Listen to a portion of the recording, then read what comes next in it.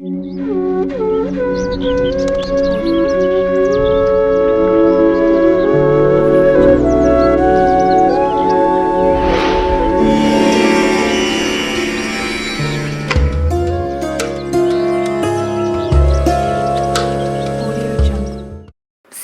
రుద్రమంత్రం అంటే చాలా ఇష్టం.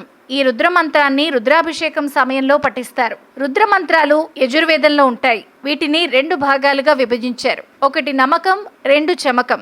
ఈ రుద్రమంత్రాలు శివుడి ఉగ్ర రూపాన్ని ప్రశాంతపరచడానికి, శక్తిని పిలిచే ఒక విధమైన మంత్రాలుగా చెప్తారు. వేద జ్యోతిష్ శాస్త్రంలో సోమవారం రుద్రమంత్రాన్ని పఠించాలి. ఉదయాన్నే స్నానం చేసి శుభ్రంగా ఉతికిన బట్టలు వేసుకుని తూర్పు దిశలో శివలింగానికి ఎదురుగా కూర్చుని శివలింగంపై గంగాజలం సమర్పించడం ప్రారంభించి బిల్వ పత్రాలు, పండ్లు, పువ్వులు, గంధం, దాతుర మొదలైన వాటిని సమర్పించి రుద్రమంత్రాన్ని భక్తితో పఠించాలి.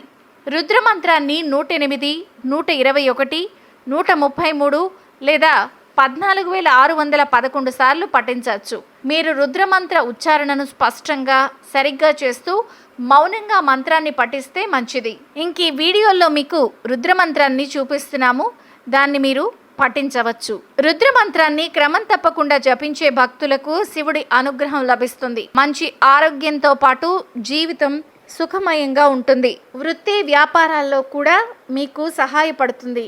అనేక అనారోగ్యాలు, వ్యాధుల నుండి రక్షణ, ఉపశమనం పొందడంలో మీకు సహాయపడుతుంది. మీరు రుద్రమంత్రాన్ని క్రమం తప్పకుండా జపిస్తే ఆధ్యాత్మిక ఉద్ధరణను పొందుతారు. అలాగే మీరు మీ జీవితంలో ఏదైనా గందరగోళాన్ని, అనిశ్చితిని ఎదుర్కొంటే రోజు రుద్రమంత్రాన్ని పఠించడం ద్వారా వాటి నుంచి దూరంగా ఉండొచ్చు.